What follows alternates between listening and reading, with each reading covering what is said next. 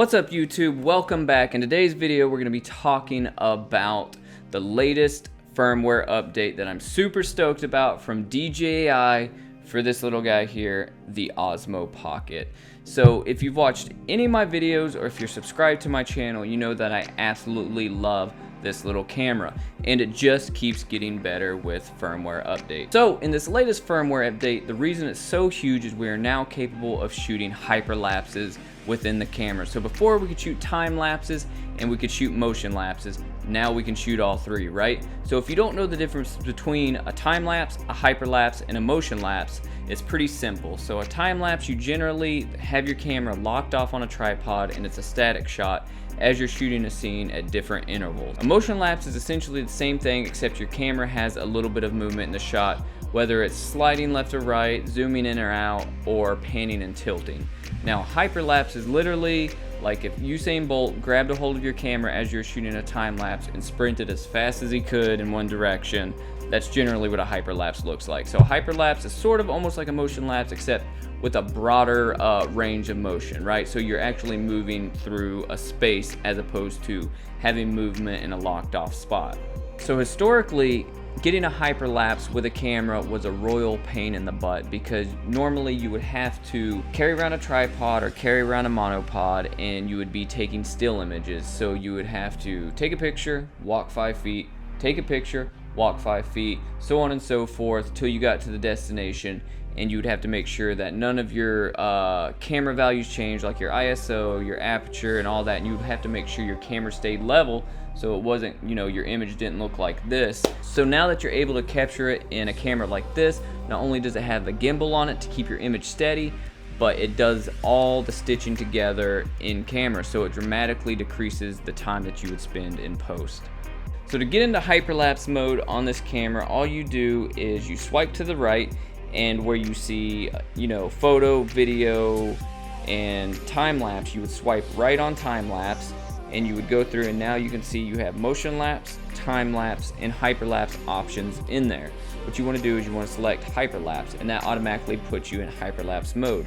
And when you do that, you see the little blue square in the left corner of your screen.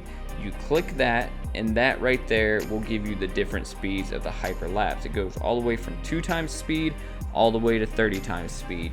2 times speed is like fast forwarding a movie speed, right? 30 times speed is literally hyperspeed, right?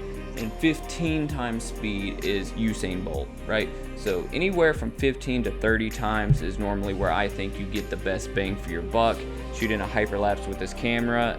It's seamless, the footage looks freaking phenomenal, and the ease of use of getting it on this camera just is a no-brainer. It just makes things so much easier.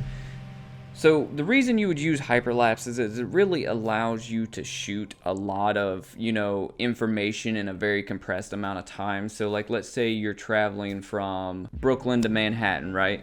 And you want to show your viewer the entire trip. So instead of shooting that whole long 30-minute, 45-minute trip, whatever it may take you depending on how you're getting there, you can just shoot it as a hyperlapse, and your viewer is still getting every frame of that, but they're getting it, you know, real fast, and it keeps it real interesting for them, so they don't have to miss any of your, you know, your trip, and they also don't have to sit through and get bored as you're sitting at stoplights, as you're, you know, you're riding the train or whatever. It's all just super quick, super entertaining, and it's really effective.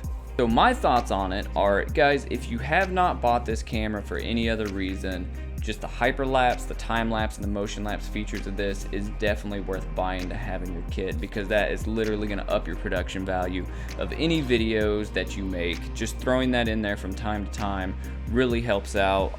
Like I said, whether it's just transition spots in your video, or whether it's something that you're just using for passage of time, or whether you're capturing landscapes or whatever, this makes it super easy.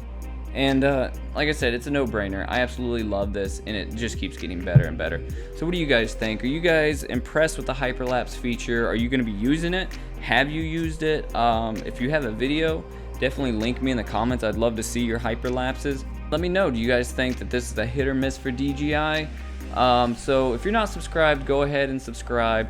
Hit any of the buttons below, and as always, guys, remember, just go shoot. I'll catch you on the next one.